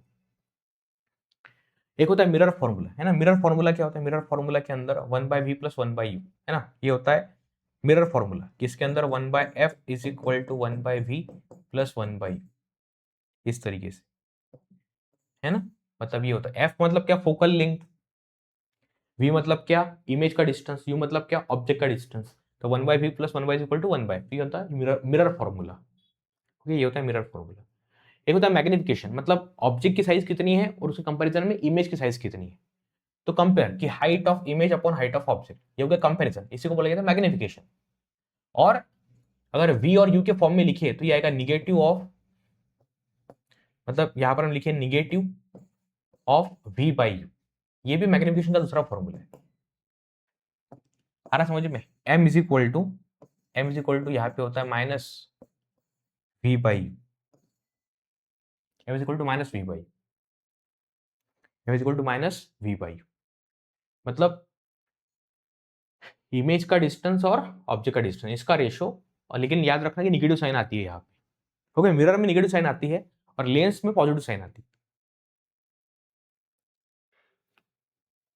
ओके, अब देखो रिफ्रैक्शन ऑफ लाइट, मतलब लाइट अगर एक मीडियम से दूसरे मीडियम में एंटर कर रहा है तो अपने रास्ते को भटक जाता है। जैसा कोई इंसान है, वो अच्छे काम करता है फिर बीच में कुछ भी कर देता है गड़बड़, तो अपने रास्ते से भटक जाता है वो। ओके, हम बोलते हैं ना, मतलब स्टूडेंट, मतलब एक स्टूडेंट होता है जो बहुत ही अच्छा होता है, बहुत अच्छा पढ़ाई करता है, कुछ प्रॉब्लम नहीं, कुछ नहीं, और फिर एकदम से कुछ गलत काम कर देता है। गलत काम करते मतलब छोटी छोटी गलतियां होती रहती है। ओके, तो सब लोग बोलते हैं अरे यार ऐसा कैसे हो गया, तू तो बहुत होशियार था, ऐसा था वैसा था। ओके, तो हर आदमी थोड़ा सा भटक जाता है रास्ते से अपने। उसी प्रकार से लाइट खुद भी अपना रास्ता भटक जाता है जब वो एक मीडियम से दूसरे मीडियम में जाता है। ओके, जैसे ही लाइफ के अंदर चेंजेस होने लगते हैं तो हमें लगता है कि भैया ये सही है कि ये सही है, तो हम उस तरीके से डिसाइड करते हैं चीज़ों की भैया करना क्या है, कौन से रास्ते से जाना है, इसके बारे में हम सोचते हैं, है ना, ऐसा होता है। तो रिफ्रैक्शन में लाइट एक मीडियम से दूसरे मीडियम में जाता है तो वो अपने रास्ते से भटक जाता है। ओके, अपने वो रास्ते से भटक जाता है। ठीक है, सब कुछ क्लियर है, हाँ भाई सब कुछ क्लियर है, ठीक है, सब कुछ क्लियर है। तो इसको बोला जाता है रिफ्रैक्शन। ओके, इसी को बोला जाता है रिफ्रैक्शन, अपने रास्ते से भटक जाना। ओके, और इसमें दूसरा भी कंसेप्ट है कि लाइट जब एक मीडियम से दूसरे मीडियम में जाता है तो उसकी स्पीड भी चेंज हो जाती है। ओके, और उसी का यूज करके हम रिफ्रैक्टिव इंडेक्स काउंट करते हैं, उसी का यूज करके हम क्या काउंट करते हैं, रिफ्रैक्टिव इंडेक्स काउंट करते हैं। ठीक है, चलिए समझ में आ रहा है। जस्ट 1 मिनट, मैं चेक कर दूँ भाई सब कुछ सही है ना। हाँ भाई सब कुछ सही है, एकदम सही है, कोई प्रॉब्लम नहीं है। वेरी गुड, बहुत बढ़िया, बहुत बढ़िया। चलिए चलिए, अब देखो, है ना, रिफ्रैक्शन के लॉज। रिफ्रैक्शन के लॉज क्या कहते हैं कि वो तो एक होता है, मतलब एक पहला जो एक सिंपल लॉ होता है, सिंपल लॉ में आपको पता है, पहला जो लॉ है काफी सिंपल है, वो रिफ्लेक्शन की तरह ही है। मान लीजिए कि ये आपका बाउंड्री है, मतलब यहाँ पर आपको मीडियम नंबर 1 है, यहाँ पे आपको मीडियम नंबर 2 है। यहाँ पे लाइट आया, इंसिडेंट हुआ, जहां पर वो टच किया वहां पे एक पॉइंट बनाओ, और उस पॉइंट से पास होने वाली एक लाइन बनाओ, और ये लाइन जो है वो सरफेस को परपेंडिकुलर होनी चाहिए। तो ये बन गया आपका इंसिडेंट रे, है ना, ये बन गया आपका इंसिडेंट रे। और फिर लाइट दूसरे मीडियम में गया तो ये देखो, ये बन गया आपका रिफ्रैक्टेड रे, ये बन गया आपका रिफ्रैक्टेड रे, ये बन गया आपका रिफ्रैक्टेड रे,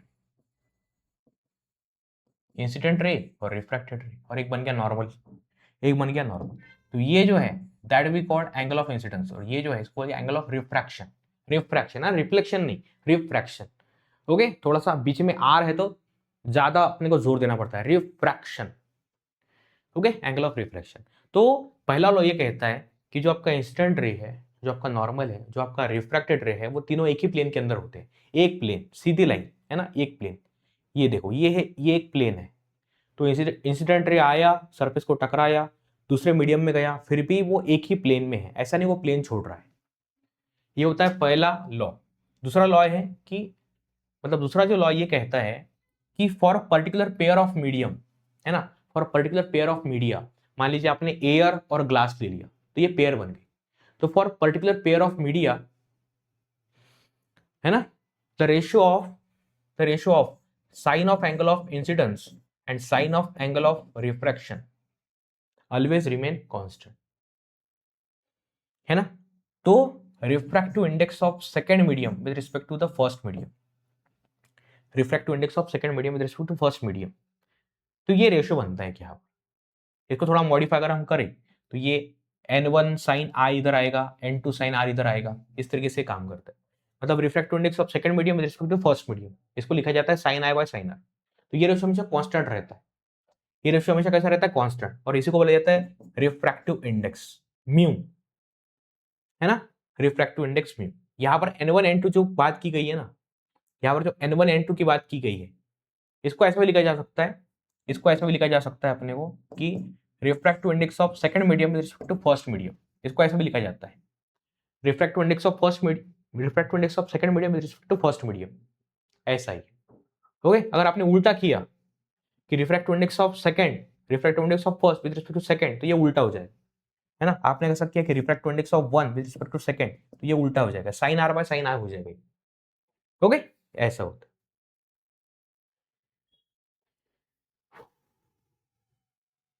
okay, refractive index, refractive index का दूसरा भी एक तरीका है लिखने का कि मान लीजिए कि किसी आप मीडियम में गए, है ना, मान लीजिए कि यहाँ पर देखो ये मीडियम है, ये कोई ग्लास का ब्लॉक है, ऊपर वैक्यूम है, अब लाइट यहाँ से यहाँ पर एंटर किया, तो इसके अंदर लाइट की जो वेलोसिटी है वो आपको लेना है, वो हमने यहाँ पर ले ली, और एयर में लाइट की जो वेलोसिटी है वो आपको यहाँ पर लेनी है। ओके, तो आपको पता है कि एयर के अंदर या फिर वैक्यूम के अंदर लाइट की स्पीड 3 × 10⁸ होती है। ओके, ऐसा होता है। अब ग्लास के अंदर बात करें हम, तो ग्लास के अंदर उसकी स्पीड होती है 2 × 10⁸। ओके, तो इस तरीके से भी रिफ्रैक्टिव इंडेक्स निकाला जाता है कि refractive index of glass with respect to vacuum, तो वैक्यूम के अंदर स्पीड कितनी है, ऊपर लिखो 3 × 10⁸, और ग्लास के अंदर स्पीड कितनी है, नीचे लिखो 2 × 10⁸। तो यहाँ पे 3/2 अगर मैंने लिखा, भाई भाई भाई भाई, अगर मैं 3/2 लिखा तो ये आएगा 1.5। तो refractive index of second with respect to first, ये आएगा 1.5, इस तरीके से।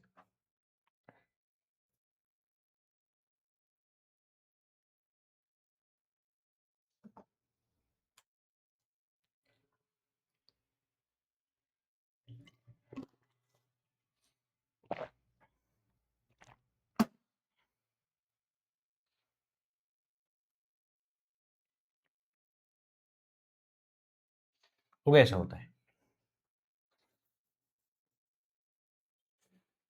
हो गई ऑप्टिकल डेंसर मीडियम, है ना। ऑप्टिकल डेंसर मीडियम मतलब क्या, जो लाइट, देखो लाइट अगर एयर से ट्रैवल हो रहा है तो डेफिनेटली उसकी स्पीड वहां पे ज्यादा है। अब लाइट एकदम से अगर ग्लास के अंदर आ जाएगा तो ग्लास के अंदर उसकी स्पीड कम हो जाएगी। मतलब ग्लास के लिए, मतलब लाइट के लिए ग्लास ये डेंसर मीडियम है इन कंपेयर टू वैक्यूम। और डायमंड भी क्या है, डेंसर मीडियम है लाइट के लिए वैक्यूम के कंपैरिजन में। तो ये ऑप्टिकली डेंसर मीडियम हो गए। ऑप्टिकली रेयर मीडियम, एयर के अंदर से लाइट बहुत तेज भाग रहा है तो उसके लिए एयर रेयर मीडियम हो गया। वैक्यूम के अंदर से लाइट तेज भाग रहा है तो उसके लिए वो भी हो गया रेयर मीडियम। इस तरीके से काम कर रहा है। बाद में क्रिटिकल एंगल है ना, क्रिटिकल एंगल नाम की चीज होती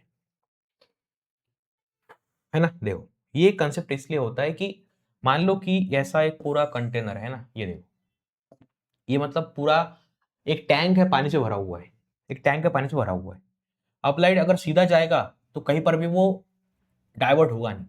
अब लाइट अगर यहाँ पे जाएगा तो रिफ्लेक्ट हो जाएगा ना। मतलब देखो ये है आपका एंगल ऑफ इंसिडेंस, ये है आपका एंगल ऑफ रिफ्रैक्शन। तो ये समझो I1 है, ये R1 है। चलो देखो ये तो ये आपका एंगल ऑफ इंसिडेंस, ये है आपका angle of refraction. I1 R1 है, I2 R2, I1 R1 है, I2 R2 है, इस तरीके से। तो होता ये है कि जैसे जैसे है ना, जैसे जैसे एंगल ऑफ इंसिडेंस बढ़ता जाएगा वैसे वैसे एंगल ऑफ रिफ्रैक्शन बढ़ता जाएगा। जैसे जैसे एंगल ऑफ इंसिडेंस बढ़ता जाएगा वैसे वैसे एंगल ऑफ रिफ्रैक्शन बढ़ता जाएगा। ऐसी बात होती है इस तरीके से। ओके, अब ये पॉइंट, एक पॉइंट ऐसा आएगा कि जिसके लिए मतलब देखो एक पॉइंट पे एंगल ऑफ इंसिडेंस इतना बढ़ जाएगा, इतना बढ़ जाएगा कि उसके लिए एंगल ऑफ रिफ्रैक्शन 90 डिग्री बन जाएगा, है ना। समझ में आ रहा है। तो I1 I2 I3, तो यहां पर आप देख सकते हैं I1 I2 I3। तो यहां पर I3 की बात अगर आप कर रहे हैं तो I3 के लिए एंगल ऑफ रिफ्रैक्शन जो है वो कितना बन गया, 90 डिग्री बन गया। ओके, तो होता यह है कि जब लाइट डेंसर मीडियम से रेयर मीडियम में जा रही होती है तो एक ऐसा पॉइंट आता है जहां पे एंगल ऑफ इंसिडेंस के लिए एंगल ऑफ रिफ्रैक्शन 90 डिग्री बन जाता है। तो ऐसे एंगल को हम बोलते हैं क्रिटिकल एंगल। ऐसे एंगल को हम क्या बोलते हैं, क्रिटिकल एंगल बोलते हैं। ओके, ये होता है क्रिटिकल एंगल। और अगर angle of incidence critical angle से भी ज्यादा बढ़ गया तो लाइट उसी मीडियम में वापस आ जाती है। एंगल ऑफ इंसिडेंस अगर क्रिटिकल एंगल से भी ज्यादा बढ़ गया, है ना, क्रिटिकल एंगल से भी ज्यादा बढ़ गया मतलब I4 अगर क्रिटिकल एंगल से भी ज्यादा है तो उस केस में एंगल ऑफ रिफ्रैक्शन जो है, मतलब लाइट जो है वो बाहर जाता ही नहीं, वो उसी मीडियम वापस आ जाता है। मतलब रिफ्रैक्शन की जगह रिफ्लेक्शन होने लगता है। ओके, तो उसको लगेगा टोटल इंटरनल रिफ्लेक्शन, उसको लगेगा टोटल इंटरनल रिफ्लेक्शन। ओके, जैसे डायमंड के अंदर अगर लाइट चली गई तो बाहर ही नहीं आती, लाइट उसको अंदर ही घुमाता है। मतलब उसके अंदर होता है टोटल इंटरनल रिफ्लेक्शन। मतलब वो लाइट बाहर आने की कोशिश कर रही है लेकिन उसका angle of incidence critical angle से ज्यादा है तो वो अंदर ही रहेगा। तो डायमंड के अंदर लाइट अगर चला गया तो वो ट्रैप हो जाता है, वो बाहर आता ही नहीं। इसलिए लाइट जो डायमंड होता है वो अंधेरे में चमकता है ना। इसलिए बोलते हैं कि अगर तुम्हें हीरे की परख करनी है तो तुम्हें अंधेरे का इंतजार करना पड़ेगा। अगर तुम्हें हीरे की परख करनी है तो तुम्हें अंधेरे का इंतजार करना पड़ेगा, क्योंकि सूरज की रोशनी में तो कांच भी चमकते हैं, है ना। ऐसी बात होती है।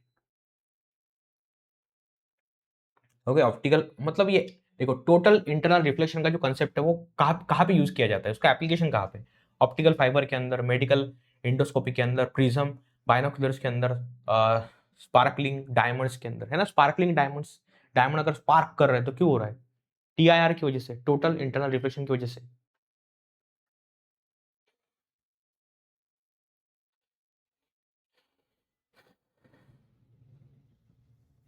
है ना। लेंसेज, अभी हम लेंसेज की बात करते हैं तो लेंसेज क्या होता है, लेंसेज क्या एक ट्रांसपेरेंट मीडियम है, ट्रांसपेरेंट मीडियम है bounded by two surfaces. Lens is a transparent medium bounded by two surfaces. हो गया, ऐसा होता है transparent medium bounded by two surfaces. तो यहाँ पे होता है कॉन्वेक्स लेंस, यहाँ पे होता है आपका कॉन्वेक्स लेंस, यहाँ पे होता है आपका कॉनकेव लेंस। ऐसे दो लेंसेज आपके पास में होते हैं। ओके, कॉन्वेक्स लेंस क्या होता है, लाइट को कॉन्वर्ज करता है, एक जगह पे कलेक्ट करता है। कॉनकेव लेंस क्या होता है, लाइट को डाइवर्ज करता है, दूर फेंकता है। ओके, द कॉन्वेक्स लेंस, तो कॉन्वेक्स लेंस के अंदर क्या होता है, अगर हम कॉन्वेक्स लेंस की बात करें तो कहाँ पे यूज किया जाता है, कैमरा के अंदर यूज किया जाता है। मॅग्निफाइंग ग्लास, आपने भिंगाचा काच आपण म्हणतो त्याला मॅग्निफाइंग ग्लास, भिंगाचा काच। ओके, उसके अंदर यूज किया जाता है, माइक्रोस्कोप के अंदर यूज किया जाता है। ह्यूमन आई के अंदर जो लेंस है वो कौन सा है, कॉन्वेक्स लेंस है वो ह्यूमन आई के अंदर। ओके, देखो कॉनकेव लेंस जो होता है ना, कॉनकेव लेंस की अगर हम बात करें तो वो हमेशा लाइट को डाइवर्स करता है, ओके, डाइवर्स करता है। अब कॉनकेव लेंस जो होता है ना, जिसको मायोपिया होता है, मतलब जैसे मेरे को मायोपिया है, मतलब दूर का नहीं दिखता, तो दूर का नहीं दिखता तो हम कॉनकेव लेंस का यूज करते हैं। तो ये बोलता है मायोपिया को ठीक करने के लिए कॉनकेव लेंस का यूज किया जाता है। उसके बाद में यस, लेंस फॉर्मूला है ना, डोर डोर व्यूवर्स है ना, डोर व्यूवर्स, डोर के अंदर भी लगाया जाता है कॉनकेव लेंस, डोर के अंदर भी लगाया जाता है कॉनकेव लेंस। उसके बाद लेंस फॉर्मूला हम बात करते हैं, लेंस फॉर्मूला तो 1/f, इसको 1/v माइनस 1/u है ना। देखो मिरर फॉर्मूला में प्लस था, 1/v प्लस 1/u था, lens formula 1/v minus 1/u, लेकिन इसके मैग्निफिकेशन में v/u है, उसके मैग्निफिकेशन में माइनस v/u था, है ना, ऐसा होता है ना। पावर ऑफ लेंस, लेंस की पावर, देखो लेंस की पावर डिपेंड करती है उसके फोकल लेंथ के ऊपर, ओके। जितनी ज्यादा फोकल लेंथ उतनी कम पावर, फोकल लेंथ जितनी ज्यादा उतनी कम पावर, समझ रहे हो। पावर जो होती है लेंस की उसके फोकल लेंथ के इनवर्स होती है, मतलब फोकल लेंथ अगर ज्यादा है तो पावर कम हो जाएगी, फोकल लेंथ अगर कम है तो पावर ज्यादा होती है, ऐसा उल्टा गेम है, ओके। और मान लीजिए कि मान लो कि मैं 2-3 लेंस यूज कर रहा हूँ, यहाँ पे यहाँ पे यहाँ पे, तो ऐसे मैंने 3-4 लेंस यूज कर दिए अलग अलग फोकल लेंथ वाले। अब मैं बोलता हूँ इसका कॉम्बिनेशन, इसके कॉम्बिनेशन का पावर कितना है, तो हमें सिंपली क्या करना पड़ेगा, इंडिविजुअल लेंस का पावर निकालो और सबके एडिशन करो, हो गया अपना पूरा पावर, कंबाइन पावर, ओके। आ रहा समझ में, कंबाइन पावर, ओके। लाइट का डिस्पर्शन है ना, लाइट का डिस्पर्शन, देखो जब भी लाइट एक मीडियम से दूसरे मीडियम में जाता है ना, तो उसके अंदर जो कंपोनेंट्स होते हैं वो अलग अलग तरीके से वाइब्रेट करते हैं। तो विजिबल लाइट के अंदर 7 कलर होते हैं, 7 मोनोक्रोमैटिक लाइट्स होते हैं, 7 मोनोक्रोमैटिक वेवलेंथ्स होती है उसके अंदर।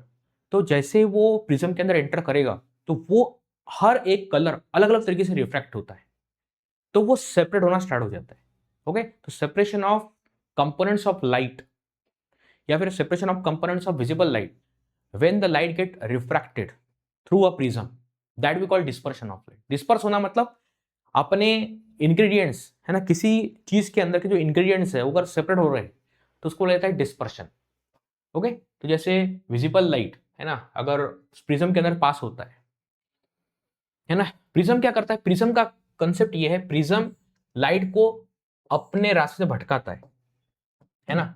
बेसिकली अगर हम देखें तो प्रिज्म इस तरीके से है, यहाँ पे नॉर्मल, फिर इस तरीके से लाइट जा रहा है और फिर यहाँ पे नॉर्मल बना है और फिर इस तरीके से, ओके। मतलब लाइट अपने रास्ते भटक जाता है, उसको जाना था जापान, वो पहुंच गया चीन, उसको जाना था जापान और वो पहुंच गया चीन, ऐसा होता है। उसको इधर जाना था लेकिन इधर हो गया डाइवर्ट, तो ये हो गया डाइवर्जन ऑफ लाइट, लाइट का डाइवर्जन हो चुका है। लाइट का क्या हो चुका है, डाइवर्जेंस, मतलब ये जो एंगल है इसको जाएगा एंगल ऑफ डाइवर्जेंस, है ना। तो यहाँ पे देखो violet, indigo, blue, green, yellow, orange, red, ऐसा पूरा इस तरीके से ये लाइट डाइवर्ट हो चुका है। तो ये बोलता है, इसको एंगल ऑफ डेविएशन बोला जाता है, एंगल डेविएट हो चुका है, एंगल का डेविएशन मतलब एंगल ऑफ डेविएशन, लाइट इधर जाने वाला था इधर चला गया। तो प्रिज्म क्या करता है, लाइट को अपने रास्ते भटकाता है, मतलब एकदम उसको ऑलमोस्ट वो यू टर्न लेने के लिए मजबूर करता है। और जब लाइट यू टर्न लेने की कोशिश करता है तो उसके अंदर सारे कंपोनेंट अलग अलग होने की कोशिश करते हैं, है ना। ह्यूमन आई है ना, ह्यूमन आई के अंदर अलग अलग कंपोनेंट्स होते हैं। ह्यूमन आई की अगर मैं बात करूँ तो उसके अंदर क्या होता है, इस तरीके से, वो डायग्राम देखो, मैं ट्राई तो करता हूँ, इस तरह से वो डायग्राम होती है ह्यूमन आई के अंदर। यहाँ पे आपका लेंस होता है, ओके। तो सबसे बाहर जो होता है वो होता है कॉर्निया, सबसे बाहर वाला पार्ट होता है कॉर्निया, ओके। एकदम सी थ्रू स्किन होती है, एकदम ट्रांसपेरेंट स्किन होती है कॉर्निया। उसके बाद यहाँ पे होता है प्यूपिल, है ना, यहाँ पे प्यूपिल होता है। और फिर यहाँ पे जो होता है वो आइरिस होता है, यहाँ पे आइरिस होता है, यहाँ पे क्या होता है, आइरिस होता है। और ये अपना, इसको लेंस बोलते हैं, इसको क्रिस्टलाइन लेंस भी बोलते हैं, क्रिस्टलाइन लेंस भी इसको बोला जाता है, वैसे इसको भी हम लेंस बोलेंगे। और इसको हम बोलेंगे सिलियरी मसल्स, इसको हम सिलियरी मसल्स बोलेंगे, ओके। इसको बोलेंगे रेटिना, इसको बोलेंगे रेटिना, मतलब जहां पर इमेज तैयार होती है। और यहाँ पर एक स्पॉट होता है जहां से ये एक नर्व जाती है, वो ब्रेन की तरफ जाती है, उसको बोलते हैं ऑप्टिक नर्व, उसको हम क्या बोलते हैं, ऑप्टिक नर्व उसको बोलते हैं, ओके। और ये जो होता है इसको ब्लाइंड स्पॉट बोला जाता है, इसको क्या बोला जाता है, इसको ब्लाइंड स्पॉट बोला जाता है, ओके। जहां पर वो रेटिना को टच करता है जहाँ पे ऑप्टिकल नर्व रेटिना को टच करते हैं उसको ब्लाइंड स्पॉट बोला जाता है। ओके, ये एक स्ट्रक्चर होता है ना। आपको 10th में आपने पढ़ा होगा, अभी थोड़ा बहुत आपको चीज़ें है यहाँ पे। ये होता है अपना ह्यूमन आई। तो लेंस जो होता है यहाँ पे सिलियरी मसल होते हैं। सिलियरी मसल्स लेंस को चेंज करता है, उसका फोकल लेंथ चेंज करने उसका उसको बोलते हैं power of accommodation. Power of accommodation मतलब लेंस जो होता है उसके सिलियरी मसल्स उसको उसके साइज को चेंज करवाते हैं। तो उसका फोकल लेंथ बार बार चेंज होता है, उसको बोलते हैं पावर ऑफ अकोमोडेशन। ओके, ऐसा होता है ना। डिफेक्ट ऑफ विजन, एक होता है मायोपिया मतलब आपको दूर का नहीं दिखता। एक होता है हाइपरमेट्रोपिया जिसमें पास का नहीं दिखता। एक होता है प्रेस बायोपिया, है ना, जिसके अंदर मान लीजिए कि दोनों ही प्रॉब्लम स्टार्ट हो जाते हैं, ना आपको पास का दिखता है ना आपको दूर का दिखता है, दोनों चीजें मतलब मायोपिया हाइपरमेट्र साथ में हो जाता है। ओके, ऐसी चीजें होती है, इसको बोला जाता है प्रेस बायोपिया, है ना। अब मायोपिया को ठीक करने के लिए कॉन्केव लेंस का यूज किया जाता है। हाइपरमेट्रोपिया को ठीक करने के लिए कॉन्वेक्स लेंस का यूज किया जाता है। अब प्रेस बायोपिया में आपको चश्मा लगेगा इस तरीके से, मतलब उसके अंदर सिलेंडर होता है ऐसा, मतलब कॉन्वेक्स लेंस और कॉन्केव लेंस साथ में होता है, मतलब ऐसा चश्मा है इस तरीके से। तो इसके अंदर यहाँ पर कॉन्वेक्स लेंस होता है, ऊपर कॉन्केव लेंस होता है इस तरीके से। ये होता है वो चश्मा, है ना। इस तरीके से चश्मा होता है जिसके अंदर ऊपर वाला पार्ट कॉन्केव है, नीचे वाला पार्ट कॉन्वेक्स का है ना। चलो, है ना। अब देखो ऑप्टिकल इंस्ट्रूमेंट, सिंपल माइक्रोस्कोप। अब सिंपल माइक्रोस्कोप के अंदर क्या होता है, सिंपल माइक्रोस्कोप के अंदर दो लेंस होते हैं, कॉन्वेक्स लेंस। एक होता है छोटा वाला, एक होता है बड़ा वाला, है ना। मतलब छोटा वाला मतलब ये होता है ऑब्जेक्टिव, ये होता है आईपीस, है ना। दोनों इस तरीके से रखे जाते हैं कि दोनों का ऑप्टिकल सेंटर एक ही एक्सिस के ऊपर हो, दोनों का एक्सिस एक ही होता है ना। इस तरीके से, इस तरीके से ये ऑप्टिकल सेंटर दोनों का ऑप्टिकल सेंटर एक ही एक्सिस पे होता है। ओके, अब सबसे पहले जो भी लाइट आएगा यहाँ पर, तो ये इसको कन्वर्स करेगा और यहाँ पर इमेज बनाएगा, और यही इमेज दूसरे लेंस के लिए एज ऑब्जेक्ट काम करने वाली,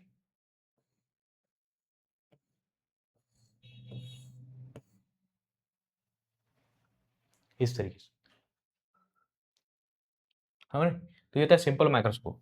ये बात मतलब कंपाउंड माइक्रोस्कोप, है ना। कंपाउंड माइक्रोस्कोप के अंदर देखो, मतलब ये देखो, ये जो मैंने डायग्राम निकाली कंपाउंड माइक्रोस्कोप की है। सिंपल माइक्रोस्कोप के अंदर क्या होता है, सिंपल माइक्रोस्कोप के अंदर सिर्फ एक सिलेंडर होता है और इसके अंदर एक छोटा सा लेंस होता है, और इसको हम मैन्युअली हैंडल मतलब उसको ऑपरेट कर सकते हैं। मतलब लेंस को थोड़ा आगे लेके जाओ, पीछे लेके जाओ, आगे लेके जाओ, पीछे लेके जाओ। ये सिंपल माइक्रोस्कोप। सिंपल माइक्रोस्कोप मतलब मैग्नीफाइंग ग्लास को सिंपल माइक्रोस्कोप आप बोल सकते हो।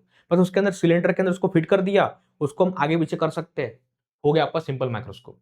ओके, अब ये जो कंपाउंड माइक्रोस्कोप होता है, कंपाउंड माइक्रोस्कोप के अंदर ये चीजें होती है, मतलब आईपीस होता है, ऑब्जेक्टिव होता है ना। मतलब यहाँ से आप देख रहे हैं तो ये होता है आपका आईपीस, सॉरी, ये होता है आपका ऑब्जेक्टिव।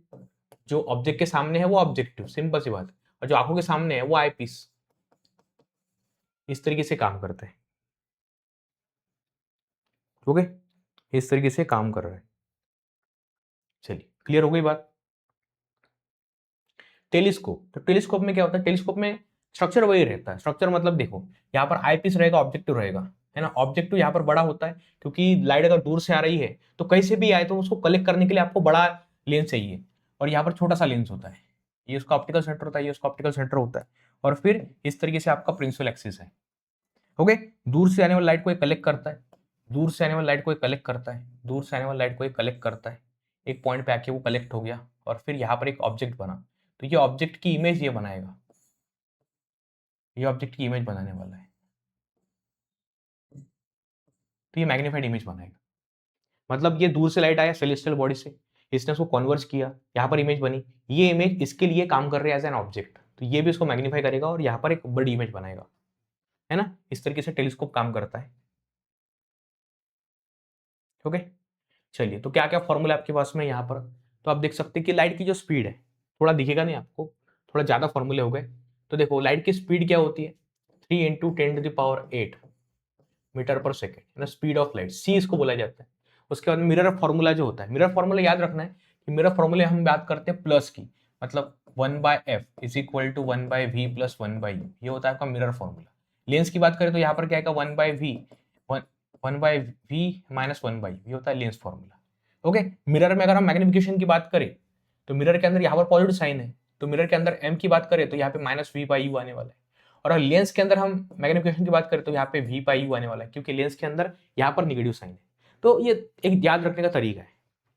ओके, उसके बाद में जो फोकल लेंथ होती है, मतलब जो रेडियस ऑफ कर्वेचर होती है वो फोकल लेंथ के डबल होती है।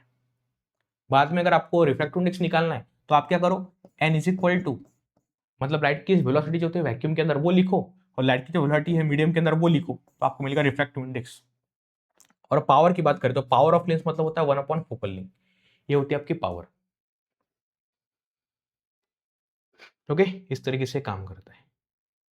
चलिए, तो यहाँ पे भी आपका चैप्टर ऑलमोस्ट खत्म हो गया। देखो चैप्टर 11 के भी मतलब ऐसे कोई सिंपल चैप्टर नहीं है, उसके अंदर काफी डिटेल जानकारी है। ओके, वन शॉट में हम उसको जितना चाहे हो सके उतना प्रोवाइड करने की कोशिश कर रहे हैं, लेकिन डेफिनेटली ऐप के ऊपर बहुत बढ़िया कंटेंट आपको मिलेगा। इसके कंपैरिजन में बहुत ज्यादा कंटेंट आपको मिलने वाला है। ओके बेटा, तो यहाँ पे रुकते हैं। Thank you so much, bye bye and take care.